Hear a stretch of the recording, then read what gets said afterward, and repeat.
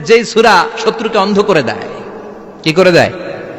এই সূরার প্রথম 9টা আয়াত যদি বিপদে পড়ে, শত্রুর কবলে পড়ে আপনি তেলাওয়াত করেন, শত্রুর চোখটারে অন্ধ করে দিবে কে? আল্লাহ। বিশ্বনবী মক্কা থেকে যখন মদিনায় যায়, হিজরতের সময় বিশ্বনবী সূরাত ইয়াসিনের প্রথম 9টা আয়াত তেলাওয়াত করলেন। তেলাওয়াত করে আল্লাহর নাম নিয়ে ঘর থেকে বের হলেন। আশেপাশে কাফেররা ঘুরে কিন্তু বিশ্বনবীরে দেখে না, সবাই খেলে এরকম এরকম করে, ডানে বায়ে হাতায় বিশ্বনবীর সামনে দিয়ে যায়, কিন্তু কাফেরদের চোখ অন্ধ করে দিয়েছে কে? আল্লাহ। এজন্য কোরআন তেলাওয়াত করলে কাফেরদের চোখকে অন্ধ বানায় দেয় কে? আল্লাহ। এজন্য সূরার একটা নাম হচ্ছে সূরাতুল মুআম্মাহ। কি নাম? অন্ধ করে দেয়। তাফসিরে কুরতুবীর মুসান্নিফ ইমাম আল কুরতুবী উনাকে জালিম বাদশা বন্দী করেছিল। ওনার তাফসিরে এসেছে উনি শক্তিশালী লোক ছিলেন, জেলখানা ভেঙে বাঁচার জন্য দিছে দৌড়। উনারেও ধরার জন্য জালিম বাদশার সৈনিকেরা ঘোড়া নিয়ে রওনা হয়েছে। উনিও দৌড়ায়, ঘোড়াও পেছন থেকে আসে। ওমিয়া মানুষ কি ঘোড়ার দৌড়ের সাথে পারে? উনি হাঁটতে হাঁটতে হয়রান হয়ে এক বালুর ময়দানে যে ধপাস করে পড়েছেন। ওরাও ঘোড়া দিয়ে এসে নেমেছে, কিন্তু আজীব তামাশা, উনি বালুতে ধপাস করে পড়েই সূরা ইয়াসিনের প্রথম 9 আয়াত তেলাওয়াত করতে শুরু করেছেন। ওরা নিচে নেমে ডানে বায়ে সামনে পিছনে খালি খুঁজে, কিন্তু দেখে না, সামনেই কিন্তু বসা। ওদের চোখটার অন্ধ করে দিছে কে? আল্লাহ। বিশ্বাস হয়? ঈমান হয়? এজন্য বিপদে পড়লে সূরা ইয়াসিনের প্রথম 9 আয়াত পড়তে রাজি আছেন? আল্লাহ তুমি তৌফিক দাও। আর জোরে পড়েন আমিন। এজন্য আল্লাহ চমৎকার ভাবে এই সূরাটা শুরু করে দিলেন। 2টা কাটা অক্ষর দিয়ে আল্লাহ বললেন ইয়াসিন ওয়াল কুরআনিল হাকীম ইন্নাকা লামিনাল মুরসালিন আলা সিরাতিম মুস্তাকিম। পড়েন সুবহানাল্লাহ।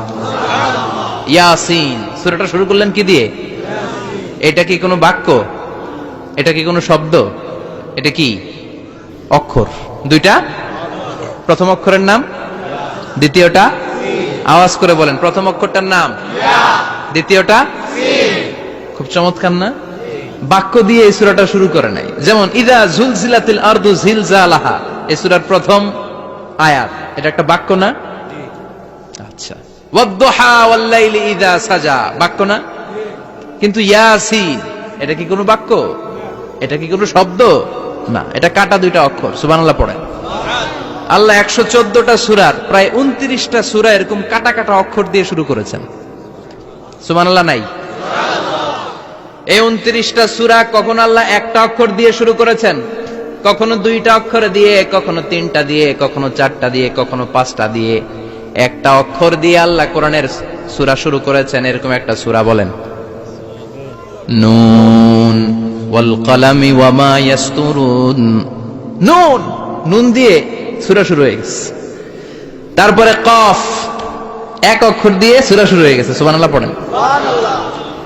এবার বলেন 2 অক্ষর দিয়ে সূরা শুরু হয়েছে, এরকম সূরা বলেন। এত দূরে যান কেন? এটা আছে না নাই? ইয়াসিন। সুবহানাল্লাহ পড়েন। ইয়াসিন 2 অক্ষর দিয়ে। তারপরে হামিম। এবার 3 অক্ষর দিয়ে আল্লাহ সূরা শুরু করছেন, এরকম আলিফ লাম তাসিন মিম। আল্লাহু আকবার। আবার 4টা অক্ষর দিয়ে সূরা শুরু হয়েছে, এরকম আছে না নাই? আবেশরাব কোন? আলিফ লাম মিম র, আলিফ লাম মিম সাদ, আছে না নাই? আবার 5টা কাটা অক্ষর দিয়ে সূরা শুরু হয়েছে, এরকম সূরাও আছে না নাই? সূরা মারিয়ামের শুরুতে কি আছে? কাফ হা ইয়া আইন সাদ। সুবহানাল্লাহ পড়েন। এরকম প্রায় 29টা সূরা আল্লাহ কাটা কাটা অক্ষর দিয়ে শুরু করেছেন। কোনো বাক্য দিয়ে নয়, কোনো শব্দ দিয়ে নয়। কি দিয়ে? হারফ দিয়ে। হারফ, এই হারফগুলোরে বলে হুরুফ আত-তাহাজ্জি বা হুরুফ আল-মুকাত্তাআত, কাটা কাটা অক্ষর। মনে রাখবেন কোরআনের আয়াতগুলো 2 ভাগে বিভক্ত, একটা মুহকাম, একটা মুতাশাবিহ। মুহকাম মানে যেগুলোর অর্থ আমরা জানি, যেগুলোর ব্যাখ্যা আমরা জানি, যেটা ইন্টারপ্রিটেশন, এক্সপ্লেনেশন আমাদের জানা আছে। আর মুতাশাবিহ আমরা অর্থ জানি না, আমরা ব্যাখ্যা জানি না, এটা দিয়ে আসলে কি বুঝাইছে আমরা কেউ জানে না। জানে একজন, চিল্লায় বলেন তিনি কে? আল্লাহ বললেন ওয়া ইন কুনতুম ফি রাইবিম মিম্মা مما نزلنا على عبدنا فأتوا بسورة من مثله وادعوا شهداءكم من دون الله إن كنتم صادقين আল্লাহ বললেন, ও জাহেলি যুগের লোকেরা, শোনো শোনো, এত আরবি কবিতা বানাতে পারো, এত গল্প লিখতে পারো, আরবিতে এত নোবেল বানাতে পারো, উপন্যাস বানাতে পারো, আর্টিকেল লিখতে পারো, আমার নবীর উপর যে কোরআন আমি নাজিল করেছি এই কোরআনের ব্যাপারে অন্তরে যদি কোনো সন্দেহ থাকে, বাপের বেটা হলে পারলে কোরআনের মতো একটা সূরা বানিয়ে নিয়ে আসো। পারছে? কিয়ামত পর্যন্ত কেউ পারবে? বিশ্বনবী যেই জামানাতে এসেছিলেন ওই জামানায় আরবি ভাষা সাহিত্যের উৎকর্ষতা সাধিত হয়েছিল। আরবি ভাষার এতটা উৎকর্ষ পৃথিবী কখনো দেখে নাই। কবিতা, গদ্য, পদ্য, গল্প, উপন্যাস, রচনা, প্রবন্ধ, আর্টিকেলের শয়লাভ। এই ভাষা সাহিত্যিকদের চোখে আঙ্গুল দিয়ে আল্লাহ বুঝাতে চাইলেন, এত অর্থ করতে পারো, এত ব্যাখ্যা জানো, এত বড় বড় বুলিয়া ওড়াও, এত কিছু তুমি জানো, তাহলে বলো ইয়াসিন অর্থ কি? সুবহানাল্লাহ কইবেন না? তাইলে বল, নুন অর্থ কি? কফ মানে কি? আলিফ লাম রা মানে কি? ফাবুহিতাল্লাযী কাফার। কেউ জানে না, কেউ উত্তর দিতে পারে না। কোন সুবহানাল্লাহ। এটা কোরআনের মুজিজা, এটার অর্থ কেউ জানে না। আর এগুলোর অর্থ নিয়ে খোঁচাখুচি করাও ঠিক না। তবে মুফাসসিরিনে ইকরাম এগুলোর কিছু অর্থ সম্ভাব্য বলার চেষ্টা করেছেন। যেমন ইয়াসিনের অর্থ ইবনে আব্বাস বলেছেন, এর অর্থ হতে পারে ইয়া ইনসান, হে মানুষ। সুবহানাল্লাহ পড়েন। কেউ কেউ বলেছে এটার অর্থ হতে পারে ইয়া সাইয়্যিদ আল মুরসালিন। কেউ কেউ বলেছেন ইয়াসিন হতে পারে ইসমুল্লাহ, আল্লাহর নাম। কেউ বলেছেন এটা হতে পারে ইসমুন লিন নবী, বিশ্ব নবীর নাম। আবার কেউ কেউ বলেছেন ইয়াসিন হতে পারে এই কোরআনে কারিমের একটা নাম। কোন সুবহানাল্লাহ। এই সম্ভাব্য সব কথাগুলো বলে পৃথিবীর সব মুফাসসিররা বলতে বাধ্য হয়েছেন আল্লাহু আ'লামু বিমুরাদিহি বিহি। এটার দ্বারা আসল অর্থ যে কি এটা আমরা কেউ জানি না। জানে কে? চিৎকার করে বলতে হবে, জানে কে? তাহলে ইয়াসিন মানে আমরা জানি না। ইয়াসিনের অর্থ আমরা ছেড়ে দেব কার উপর? এজন্য এই সূরাটা জান্নাতুন সূরা নয়, এটা তো কোরআনের কলিজা, হার্ট, হৃদয়। এজন্য সূরাটা সূরাতুল আযীমা। সুবহানাল্লাহ পড়েন। আমাদের দেহে যেমনি কলব আছে, প্রতিটা প্রাণীর যেমনি কলব আছে, অন্তর আছে, কোরআনেরও কলব আছে না নাই? কোরআনের কলবের নাম চিল্লায় বলেন, কোরআনের কলবের নাম। আবার বিশ্বনবী বলতেন, ইকরাউ আলা মাউতাকুম সূরাত ইয়াসিন। তোমাদের মুমূর্ষু ব্যক্তিদের সামনে বসে সূরাত ইয়াসিন তেলাওয়াত করো। রূহ চলে যাবে, মৃত্যুর একেবারে দ্বার প্রান্তে দাঁড়িয়ে এই মুহূর্তে তার পাশে বসে পড়তে আরম্ভ করেন, ইয়াসিন ওয়াল কুরআনিল হাকীম ইন্নাকা লামিনাল মুরসালিন আলা সিরাতিম মুস্তাকিম। ওই ব্যক্তির ঈমানের মৃত্যু দান করে দিবে কে?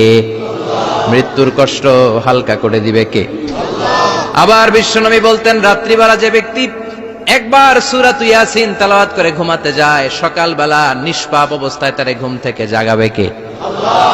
তাহলে এই সূরার মর্যাদা কম কম না বেশি বেশি? কলবুল কোরআন, এটা কোরআনের কলব। একবার পড়লে 10 পড়ার সওয়াব। আবার মুমূর্ষু ব্যক্তির সামনে বসে সূরা ইয়াসিন তেলাওয়াত করতে বলা হয়েছে। তাহলে মৃত্যুর কষ্টরে হালকা করে দেয় কে? আল্লাহ। আবার রাত্রিবেলা সূরা ইয়াসিন তেলাওয়াত করলে সকালবেলায় নিষ্পাপ বানায় দেয় কে? আল্লাহ। মনে থাকবে? কোরআনের কলবের নাম কি? ভুলে যাবেন না তো? বেশি বেশি তেলাওয়াত করতে রাজি আছেন? সকাল সন্ধ্যা তেলাওয়াত করবেন তো? সূরা ইয়াসিন ছাড়াও এই সূরার অনেকগুলো নাম তাফসীর গ্রন্থে পাওয়া যায়। এই সূরার একটা নাম হচ্ছে সূরাতুল কাদিয়া। সূরাতুল তাকদি হাজাতা কারিইহা। যে এই সূরা তেলাওয়াত করে ওই তেলাওয়াতকারীর যে হাজত আছে, প্রয়োজন আছে, এই সূরার বরকতে আল্লাহ তার প্রয়োজন পূরণ করে দেয়। আমাদের জীবনে প্রয়োজন আছে না নাই? কার কাছে চাইবো? বিপদে পড়লে কারে বলবো? আমরা বিপদে পড়লে প্রথমে শেয়ার দেই ফেসবুকে। কোথায় শেয়ার? আগে শেয়ার দিব কার কাছে? মনে থাকবে? বিপদে পড়লে ফেসবুকে শেয়ার দিব না, বন্ধুরে শেয়ার করব না, বউয়ের কাছেও পরে শেয়ার করব, আগে শেয়ার করব কার কাছে? মনে থাকবে? এজন্য বিশ্বনবী বলতেন এই সূরার নাম সূরাতুল কাদিয়া। মানুষের হাজত পূরণ করে দেয়। এই সূরা তেলাওয়াত করে যদি আপনি আল্লাহর কাছে কোনো বিপদ থেকে পানা চান অথবা কোনো প্রয়োজন নিয়ে দোয়া করেন, সূরার বরকতে প্রয়োজনটা পূর্ণ করে দেয় কে? আল্লাহ। কেউ যেটা পারে না, পারে কে? আল্লাহ। কেউ যেটা দেয় না দেয় কে? কেউ যেটা শোনে না শোনে কে? তাহলে পেলাম সূরাতুল কাদিয়া। আরেকটা নাম আছে সূরার, সেটা হচ্ছে সূরাতুল আযীমা, সুমহান সূরা। কি সূরা? সুমহান, আযীমা। এই আযীম আর আযীমা এই শব্দ দুইটা অনেক দামি, আল্লাহ যে কোনো জায়গায় ব্যবহার করেন নাই। বিশ্বনবীর চরিত্রের উপমা দিতে যে আল্লাহ আযীম শব্দ বলেছেন, তাই না? রব্বুল আলামিন বলেন, ওয়া ইন্নাকা লাআলা খুলুকিন আযীম। ও নবী, সাধারণ কোন চরিত্র আপনারে আমি দেই নাই, আপনারে আমি দিয়েছি আযীম একটা চরিত্র, খুলুকুন আযীম। And verily indeed you are on a very good standard of character. অসাধারণ চরিত্র দিয়েছি। বিশ্বনবীর চরিত্র বুঝাতে যে আল্লাহ কি শব্দ ব্যবহার করেছেন? কথা বলে না। তাফসীর শিখে যেতে হবে। কোন শব্দ ব্যবহার করেছেন? আযীম। আবার আল্লাহ নিজের পরিচয় দিতে যে আযীম বলেছেন, ওয়ালা ইয়াউদুহু হিফযুহুমা ওয়া হুয়াল আলিয়্যুল আযীম। সুবহানাল্লাহ। আকাশ জমিনের নিয়ন্ত্রণ করতে যে আল্লাহ কখনো ক্লান্ত হয় নাকি? কারণ তিনি হচ্ছেন আল আলিয়্যুল আযীম। আল্লাহু আকবার। তার মানে নবীর চরিত্রের ক্ষেত্রে আযীম, আল্লাহর নিজের সত্তার ক্ষেত্রে আল্লাহ বললেন আযীম। আবার বললেন কিয়ামতের দিন গোটা পৃথিবীটারে আমি নাড়িয়ে দেব, গোটা পৃথিবীতে একটা আমি ভূমিকম্প দিব। এই কথাও কোরআনে আছে না নাই? ইযা জুলজিলাতিল আরদু জিলজালাহা আল কারিয়াতু মাল কারিয়া। পুরো পৃথিবী কাঁপিয়ে দিব। এই কাঁপাকাঁপিটা, ওই দিনের ভূমিকম্পটা কি অন্যান্য সময়ের ভূমিকম্পের মতো হবে?